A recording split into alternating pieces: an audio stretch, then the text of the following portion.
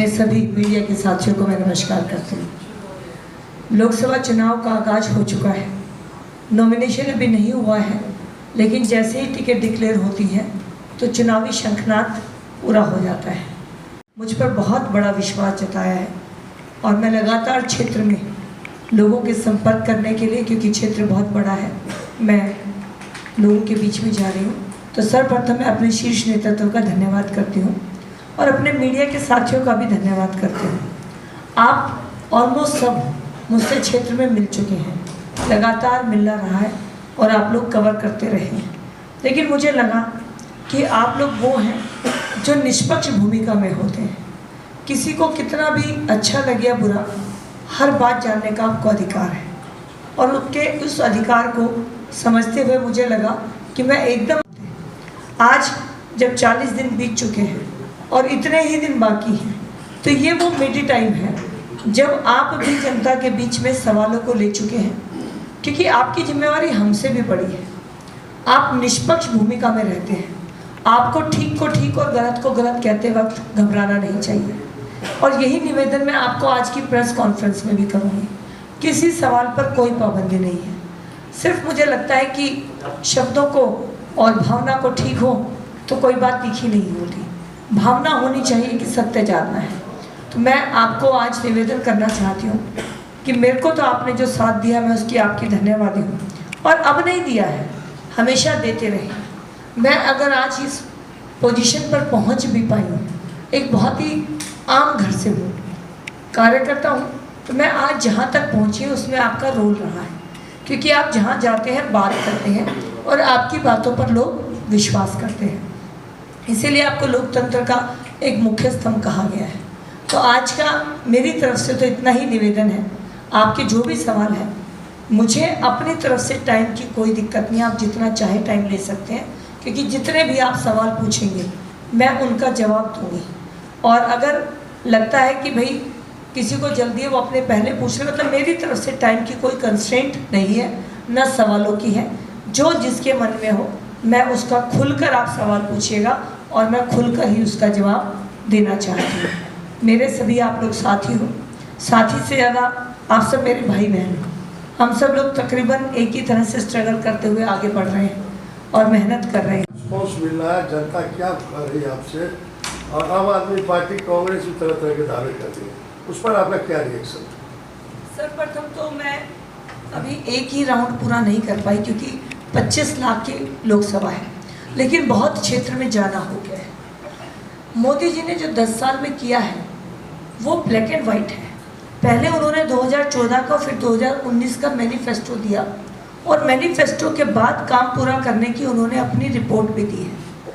तो जब क्षेत्र में जा रहे हैं, कहीं से भी ये सुनने में नहीं मिल रहा है कि ये कहा गया था और ये नहीं हुआ है।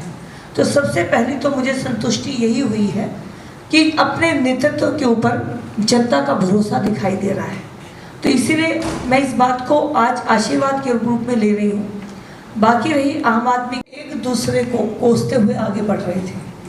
अरविंद केजरीवाल जी का राजनीति में आना, सबसे पहले बयान ये था कि कांग्रेस की मुख्यमंत्री शीला दीक्षित की डायरी मेरे हाथ में है, आते ही मैं उनको सजा दिलवाऊंगा। और कांग्रेस का भी एक ही कहना था कि ये लोग राजनीति के लायक नहीं है। ऐसे दो दल जब गठबंधन कर रहे हैं तो क्या वो देश के हित में कर रहे हैं? आदमी जीवन में कुछ भी खो दे, अपने सिद्धांतों से उसे नहीं हिलना चाहिए, क्योंकि बाकी धूप जहाँ है वही छाँव आती है। गांव के अंदर और कॉलोनी के अंदर मैं दोनों क्षेत्रों को शामिल करके एक साथ लेती हूँ। पार्कों की, बच्चों के लिए खेल की समस्याएं, कम्युनिटी हॉल की समस्याएं हैं। ये काम दिल्ली सरकार के थे, लेकिन एक बहुत अच्छी बात ये हुई कि शीला दीक्षित जी के टाइम पे जो रूरल डेवलपमेंट फंड 840 करोड़ रुपए पड़ा था, उसका इस्तेमाल नहीं किया गया। पिछले 2015 से फुल फ्लैश आम आदमी पार्टी की सरकार है, तो भी इसका पैसे का इस्तेमाल नहीं हुआ। तो अब एलजी साहब ने इस बात को देखते हुए इस पैसे को 840 करोड़ रुपए को टीडीए को हैंडओवर किया और इस काम के अंदर 400 करोड़ रुपए सेंट्रल गवर्नमेंट ने भी अपना कंट्रीब्यूशन दिया। 1200 करोड़ रुपए दिए गए। 1200 करोड़ रुपए में से तकरीबन 450 करोड़ के प्रोजेक्ट पश्चिमी दिल्ली के लिए पास होकर वर्क ऑर्डर हो गए। मेरे पास तैयार है। मैम, जनता का आरोप है कि आपने बिना किसी एविडेंस के ऑपोजिशन को जेल में डालने का काम किया। हम सब लोग पढ़े लिखे हैं और हम सबको ये पता है कि कोई भी पॉलिसी बनने के नॉर्म्स होते हैं, एक एसओपी होती है, स्टैंडर्ड ऑपरेटर प्रोसीजर होता है। उस पॉलिसी को बनाने के लिए कोई भी नेता, प्रधानमंत्री जी से लेकर मेयर का अपना अनुभव है और हम सब पढ़े लिखे हैं। ऑफिसर्स के साथ कोई भी जो पॉलिसी होती है डिस्कस होती है, लेकिन उसको नियम बनाने का अधिकार वो होता है ऑफिसर का। साइन पर उसके बाद में उसके ऊपर सरकार करती है, लेकिन पॉलिसी की ड्राफ्टिंग हमेशा ब्यूरोक्रेट विंग करती है। जो हमारे ऑफिसर होता है जिसे पॉलिसी को साइन करना होता है, वो कभी अपनी नौकरी पर बात नहीं लेता। मोदी जी क्या उसको अगर भगवान भी कहेंगे ना तो साइन कर दें, वो कहेगा जी पहले पेपर चेंज कराओ, मैं गलत पेपर पे साइन नहीं कर सकता, क्योंकि मैं 60 साल बाद भी इस पॉलिसी के लिए जेल में जा सकता हूँ। तो उन्होंने साइन करने से मना कर दिया। उससे लो ग्रेड के ऑफिसर से साइन करा के पॉलिसी लागू करी गई। जब पॉलिसी लागू हो गई तो जिन लोगों ने कैश डीलिंग करी है 2 से %, द्वारका की हमेशा से एक दिक्कत रही है और मांग रही है कि द्वारका का रेजिडेंट जब तक रिप्रेजेंटेटिव द्वारका का नहीं होता तो प्रॉब्लम को नहीं समझ पाता। इसे आप मेरा सौभाग्य कहिए कि मैं एक अनऑथराइज कॉलोनी में पैदा हुई उत्तम नगर में, जहाँ ना लाइट थी ना रोड था। सरकारी स्कूल में पढ़ी जनकपुरी में।